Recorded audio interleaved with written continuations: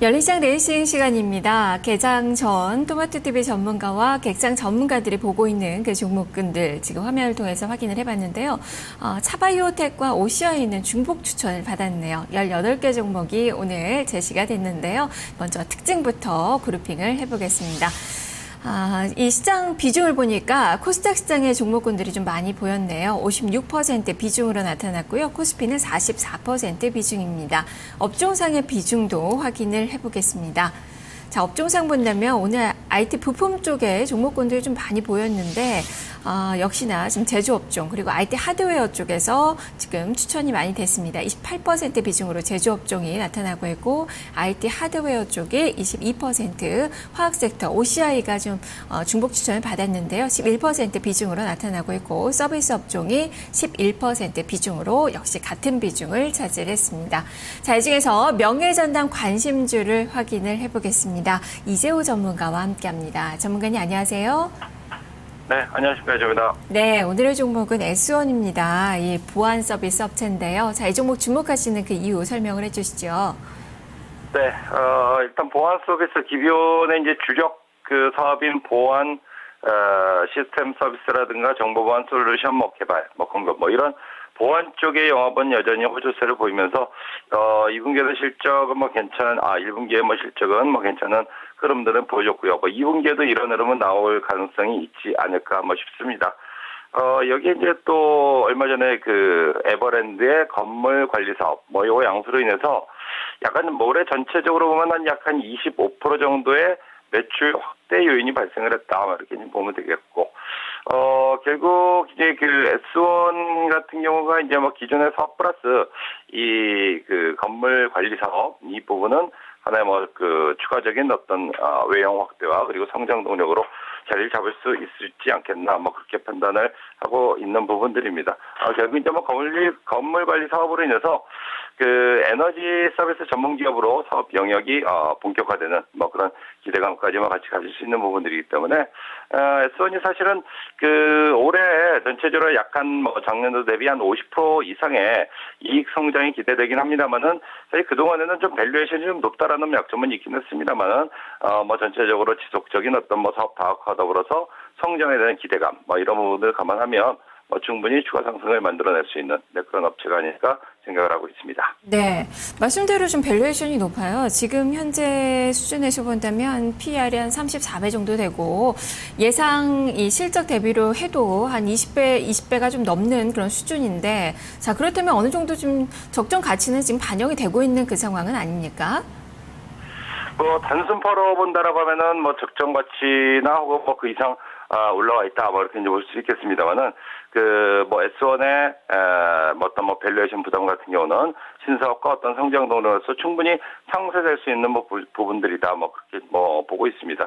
그 전체적으로 S1은 꾸준하게 성장을 이어가고 있는 그런 업체이기 때문에 단순히 지금 현재의 어떤 밸류에이션 부담 부분보다는 그 또는 건물 관리 사업 양수로 인한 추가적인 어떤 그 확실한 실적 증가 요인이 확대가 자리 잡았기 때문에 충분히 지금 자리는 밸류에이션 부담에 대한 어떤 우려보다는 성장에 대한 기대감이 작동할 수 있는 그런 자리라 그렇게 파악을 하고 있습니다. 네.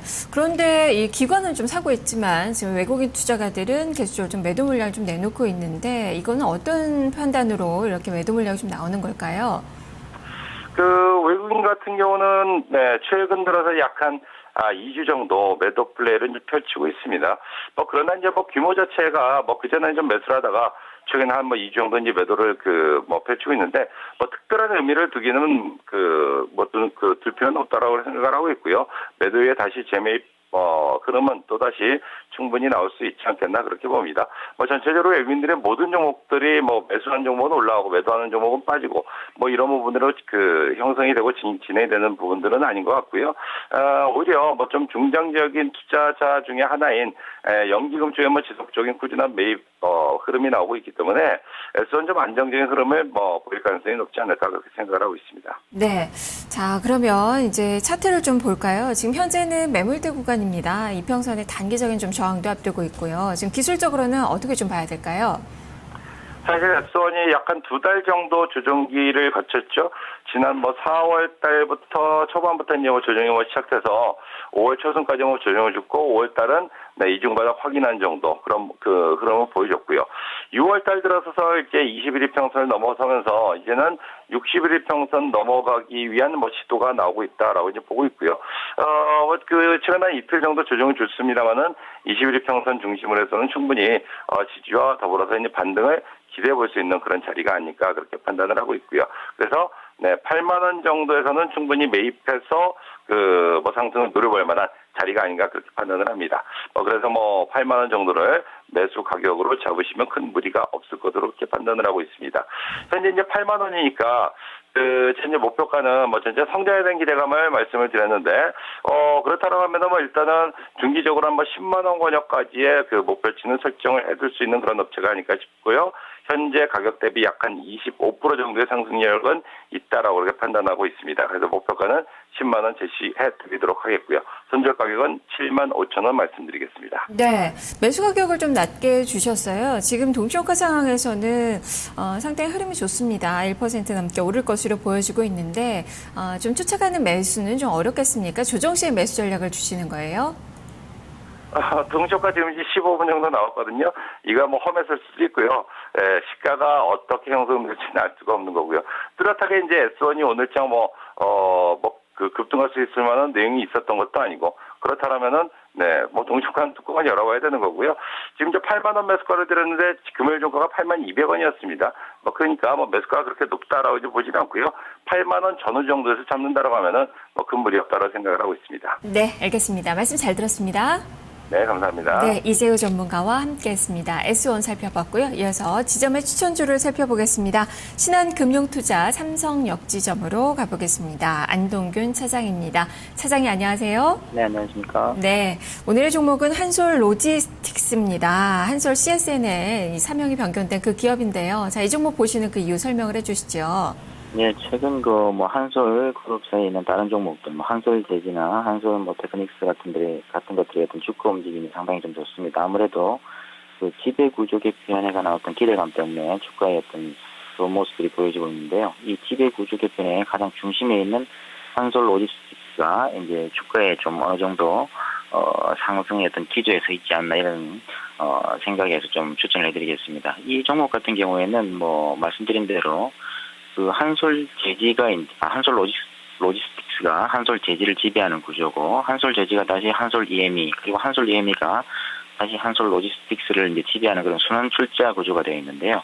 이 순환 고리를 이제 끊기 위한 시도가 여러 번 있었습니다. 물론 작년에도 있었습니다만 작년에는 좀 실패했죠. 아무래도 매수 청구권 가격이 너무 높았기 때문에 그렇고요. 올해 같은 경우는 이제 성공 가능성이 좀 더 높아졌습니다. 아무래도 주가가 좀 낮게 형성되었기 때문에 그런 면이 없지 않아 있다, 이렇게 좀 말씀을 드리겠습니다.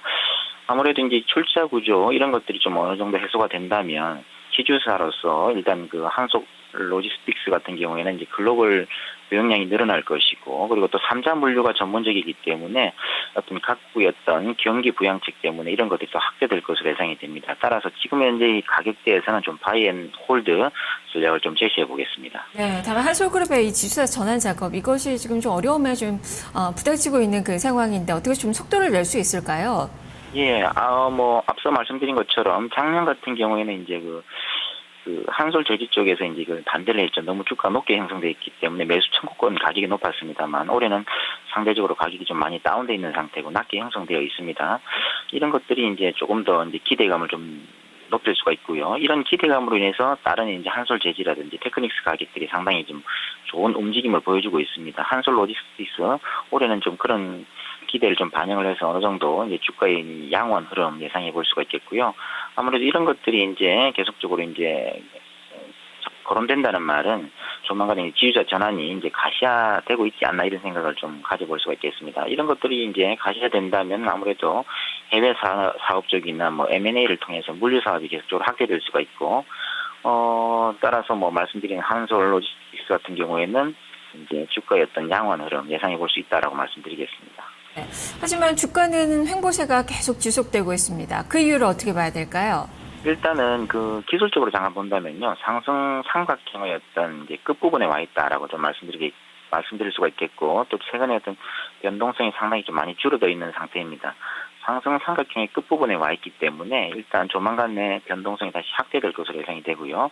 여기서 말씀드린 한 121선 정도의 어떤 돌파가 예상이 된다 말씀드리겠고, 여기만 돌파된다면 다시 주가의 어떤 급등이 나올 수도 있는 그런 패턴입니다. 거래량도 이제 물론 주가가 이제 상승을 하면 거래량은 자연적으로 좀 늘어날 것이기 때문에 그건 크게 걱정할 필요가 없을 것 같고요.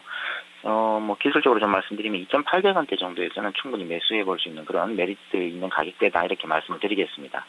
네, 그렇다면 목표가 순저가는 얼마를 보고 계십니까? 네, 목표가는 말씀드린 대로 3,500원 정도인데요. 아무래도 그 작년에 어떤 그 하반기 때의 어떤 고점대인 3,500원 정도까지는 다시 상승해 줄 수 있을 것으로 예상이 되고요. 다만 그 시발점인 그 상승의 시발점이었던 2,500원대 가격대가 붕괴된다면 올해 역시도 주가의 흐름은 뭐 다시 실패했다라고 보고 일단 손절하는 것으로 일단 전략을 지시하겠습니다. 네, 알겠습니다. 말씀 잘 들었습니다. 네, 감사합니다. 네, 자 이렇게 안동규 차장과 함께 한솔 로지스틱스까지 살펴봤습니다. 두 종목 다시 한번 가격으로 정리를 해보겠습니다. 자, 먼저 지점에 관심 줍니다. 한솔 로지스틱스 목표 주가 3,500원, 손절 가격 2,500원으로 제시가 됐습니다.